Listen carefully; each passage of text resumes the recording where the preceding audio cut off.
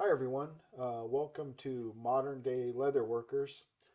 On this channel, we're going to make a lot of videos on how to show you some of the newer stuff that's going on in the technologies of leatherworking. And let's just start right out here. These are some rendered drawings. Well, first of all, these are the sponsors for this video. This is our logo right here, Modern Day Leather Workers. Skull Hat. That's a couple of their logos on here. And then also in this video, we're going to be using a Cobra Class 26 cylinder arm machine to sew a leather hat patch or leather patch onto a hat. And we're so fortunate to have Cobra for a sponsor. And Cobra is a dealer for Leather Machine Company. They It's nice because you can actually go to their warehouse and pick up a machine, or they also ship machines all over, everywhere over the United States. So if you want to go there and look at their website, it's CobraSewingMachines.com. And we're always looking for sponsors. And if you manufacture or sell any type of tool or supply that you would like us to try out and show our viewers, or if you'd like to offer our viewers any discounts, say for instance, if you make laser machines, we would feature your laser machine in a video and show viewers how it works. All right, so let's get started here with a couple things. These guys at skullhat.com, they're really nice to work with. They make a lot of super nice leather hats, all types of hats. But they're always coming out with these new technologies. And this one, see up on top here, these are like the rendered drawings from a graphics program. And then these are actually the products made, and it's just amazing how they've made that. It's like a hard rubber type deal that goes on hats. Not like anything else, not like screen printing or DTF or any of that kind of stuff. And they actually make it to look just like leather, which is crazy. And if you look here, you can see where they got their stitch line in it and everything to look like leather. Pretty cool stuff. Well, anyways, when we start out here, this is actually the drawing of our logo in Corel Draw. So that's the rendering drawing. And then this is the actual patch that's been lasered out of veg tan leather. And this is already actually stitched on too. You can see the stitch marks there going around. It's got black 138 thread. And like I said, we were using a Cobra 26 sewing machine to sew that on. I've done a little video to show you how easy it is to use a cylinder arm machine like the Cobra Class 26 to sew on a hat patch. Now, as you can see here, I made a stitch line. You can see the black laser burned in there. And the one I actually made was kind of small. It's pretty hard to hit those holes, but I don't even see that well, and I was able to do a super nice job. I mean, you can see these holes up here, but that's okay. That's, the needles for these leather machines have a big diamond tip on them, so they go through the leather pretty easy. And this leather here was I got the thickness of it that I'll show you at the end of the video, but this was a super structured hat, which means it's real hard behind there. And this machine went through there really easy. Okay, and here I am measuring the thickness of the leather. This is a little gauge that I have. It's made by Elco. Elco Precision, and it gives you millimeters and ounces. It's a pretty nice little gauge. So, and it's 5.5 ounces thick, and you could use thinner, yeah, a lot thinner, but just depends on what you're looking for. So what we're gonna do is we're gonna take this backing off this two-sided tape. Easier said than done sometimes. Sometimes it's hard to get off. You can take a little awl and poke through there. You can find one. I generally cannot ever find anything when I'm looking for it, but we'll use this too. So X-Acto blade will work just fine. Okay, get that started. We'll pull that off. And if you noticed on the two-sided tape, I've got it on there, and I've my stitch line is going to be where this outer black circle is, and so I didn't put it. I put it in the center, so I'm not going to hit that with my stitch line. So then I'm just going to eyeball this. You know, if you got some certain place where you want to put it, but I always put them about a 1/2 inch up. That right there. Doesn't really matter that much. The next thing I do is I take this blue painter's tape, masking tape, and you got to get this sweatband out of your way. I like to put my first piece of tape on each end, like this right here, and it seems to kind of hold it up better.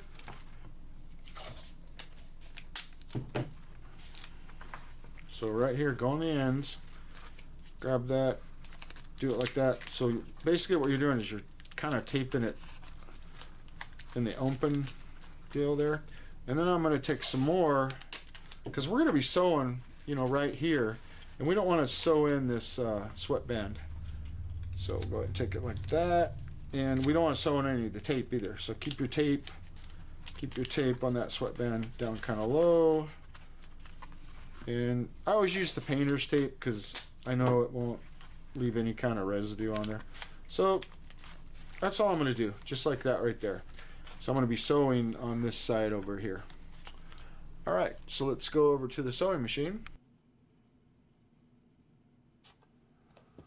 Okay, so this is the sewing machine we're going to be using. This is a Cobra Class 26 machine. It's a cylinder arm machine. But one of the most important things about this, it's also a walking foot machine.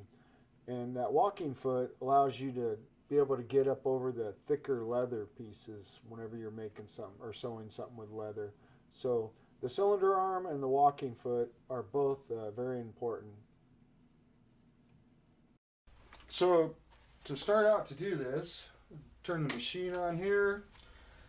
And I've already got loaded in here 138 thread. So like I showed you there before, I have my sweatband out of the way. So then what you kind of got to just decide is where do you want to start on this hat? Where do you want to start sewing on it? And one of the nice things about sewing on them like this is when you come around, you're not going to have to lock the stitch in or anything, because you're just going to sew over that other stitch and that's going to lock it in. Got black bobbin on the bottom, black thread on my bottom. Same thread, they're both 138. So I push down on my presser foot, and I'm going to go ahead and run my needle down. I usually start on them about right here. Now you can see me putting the needle right in that groove line. Okay, so I'm just going to go ahead and let's see something here. Let's get that needle. And what you can do too is go ahead and push down on this a little bit, kind of hold it with your fingers there. And we'll go ahead and push down on it there. Then I'll let go, and I want to run my thread though. Definitely want to get it around that foot there. Okay, I'm just going to hold that thread. I'm going to go ahead and I'm going to go all the way through. I'm holding that thread with my hand. Okay. Now I'm going to go to the, as I'm turning it tiny bit, I'm going right through to my next hole. Give it back up. You can make these machines go about as slow as you want to go too. And basically what I'm trying to do is I'm just trying to hit on my black line. It's kind of hard to see, I know. Kind of hard for me to see actually. Just keep coming around, keep turning it gently.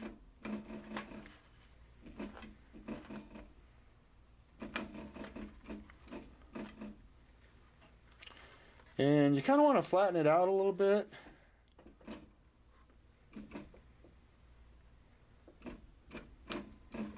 Okay, keep coming around.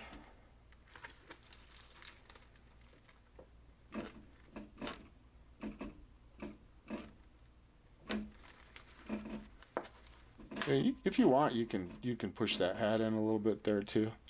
Yep. Okay, come around.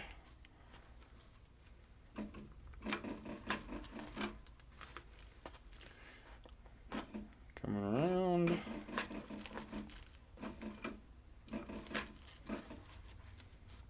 Now this hat is super structured too, as you see it pushing down there. So I'm having to bend it around a little bit, which is okay.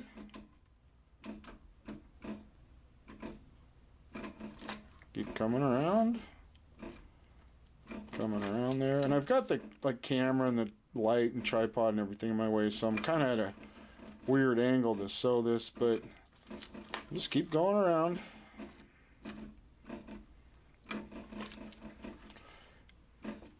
Keep coming around.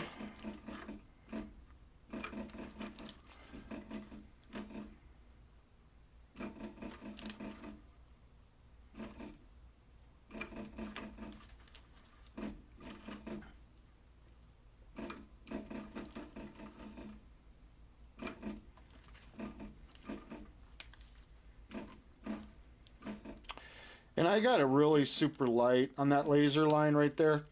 Now you can mark these out with a pencil. You could put a stitch groover in there on your hats. However you want to do it. And this is, like I said, I got a terrible line on here. It's not very thick at all. And I'm going to go ahead and pull that a little bit. That's just the start thread. Okay, as I come down here, just going to go back and lock that in there. And I'm going to keep coming around, about 3 stitches there will be fine. And there we go. And then when I get down here, I'm going to push down on my presser foot. I'm going to work my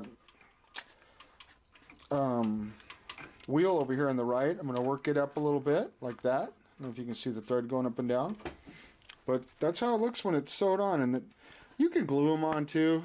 Now, like I said, I don't see really very good. I mean, it looks fine, but you can see right here, I got a little bit off my line right there. Not very far.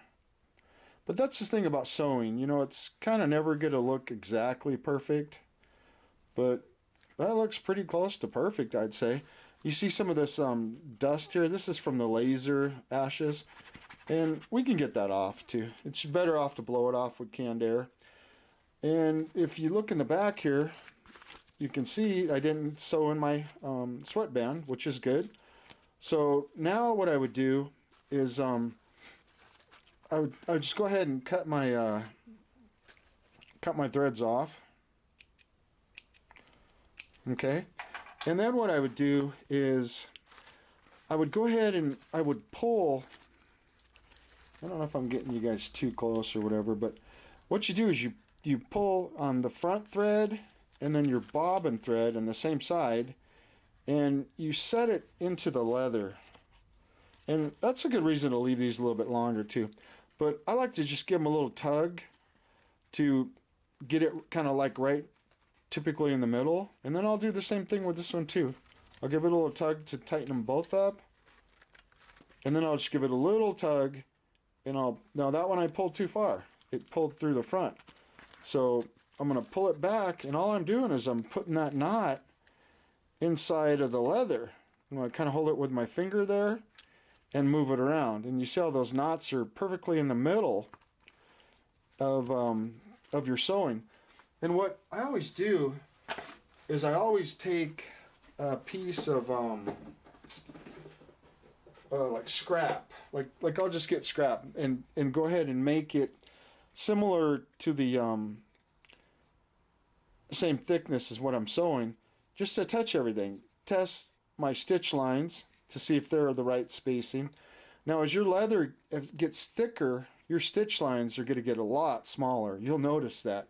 So you have to really come over here and change your knob for your stitch lines. Now, right now I got that one set at about 3. So, and that's a good for these hats right here. It's a pretty good thickness, and they come out looking really nice. And then what I do is I would just take it and I'd leave about a little more than 1/8 on there on each one. Probably left a little too much on that one, but cut that. Then I do the same on the inside.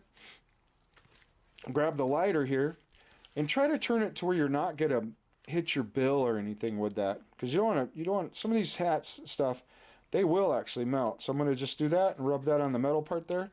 Now that one I didn't get a good angle on that one. Let's try this one right here.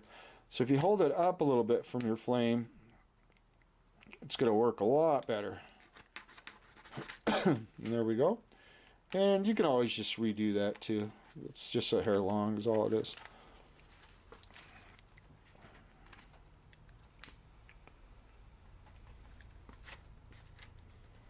Yep. But everything you're gonna do, now what I'll do, since I've got that heated up, is I'll just go ahead and clip that part then, like so. And you can do the same to right there too. Okay, I left it a little long, so we'll clip this one right here. Yeah, whenever you got something on when you're trying to video, it never works right. Like I sew these patches all the time, and doesn't matter. So then you can just cut your inside too. And now be careful when you're burning inside of here with your lighter. Some of these hats are pretty flammable, so they'll burn pretty easy. And it's not really all that big a deal. I mean, we've locked that stitch in, so you can cut these pretty close. And then you just, of course, take your lighter the same way and burn them in. Or you can use the electric stitch burners too. Those actually work pretty good for these kind of things. But all we do is we'll just get them both. I'm going to do them both at one time. Rub it down a little bit, heat it up, rub it down. So there you go. Put your sweatband back in. Blow some of that dust off there. Canned air works real good for that. So there you go. That's how to sew a hat patch on with a Class 26 sewing machine.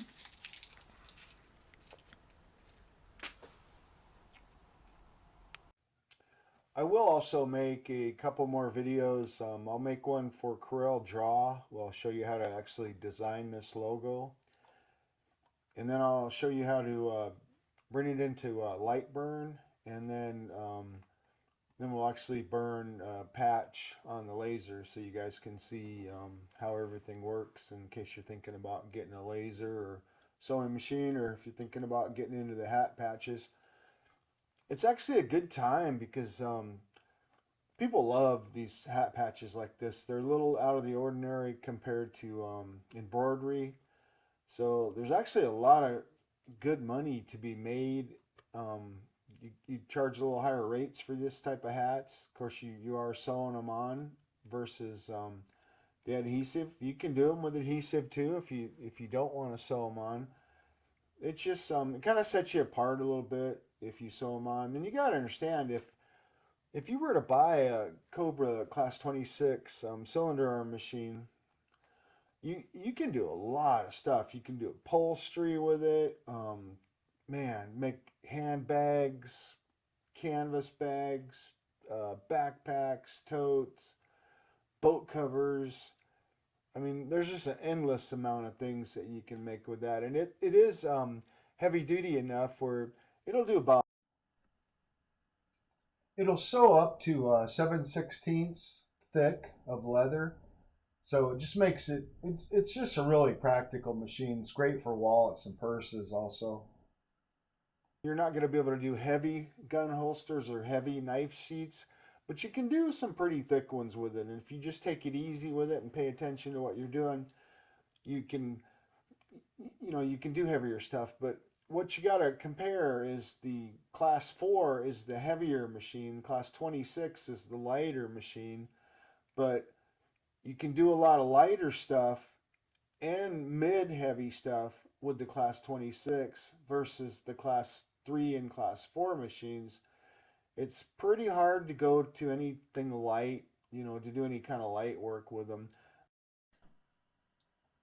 It's pretty hard to do light work with the class 3 or class 4. Now, the class 3 and the class 4 are actually the exact same machine, except for the class 4 has a longer throat on it. And then they have a King Cobra that has an even longer throat than the class 4. But so the class 3 and the class 4 are for heavy duty, so you really cannot do light stuff with it. The class 26, you're going to be able to do light stuff easily with that. You can easily put 69 weight thread on there. And then I usually go up to about, I think it'll go to 207 on the thread on the class 26.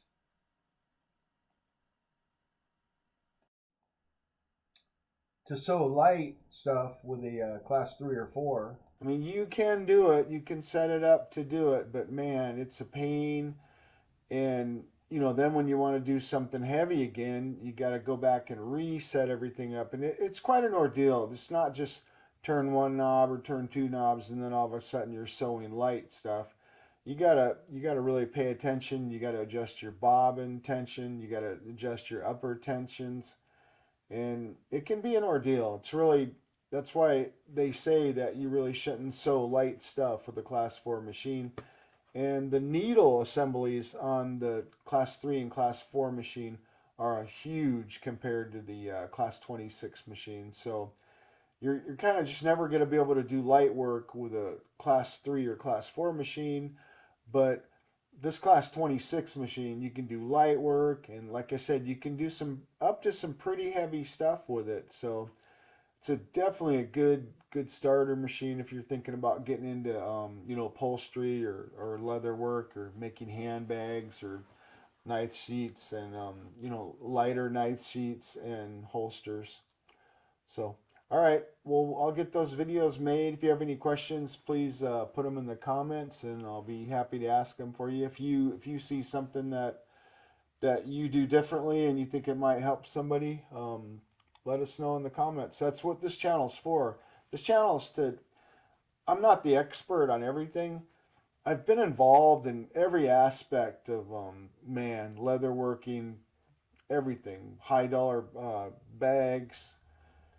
And that's kind of where my passion is I really want to get people into where they're, making the higher dollar stuff so they don't have to work as hard for their money. If you want to be a production outfit and you want to compete on Amazon with these, um, the pancake knife holsters and stuff like that, you know, I don't know. You can do it, but it would just be nice if I could get you into making better money and appreciating what you're doing more. So it's kind of not really like a job, but still as a hobby that you really enjoy and you make good money doing it. So any comments or anything, leave them in, or if you need any questions, leave them in the comments and I'll be happy to ask them for you.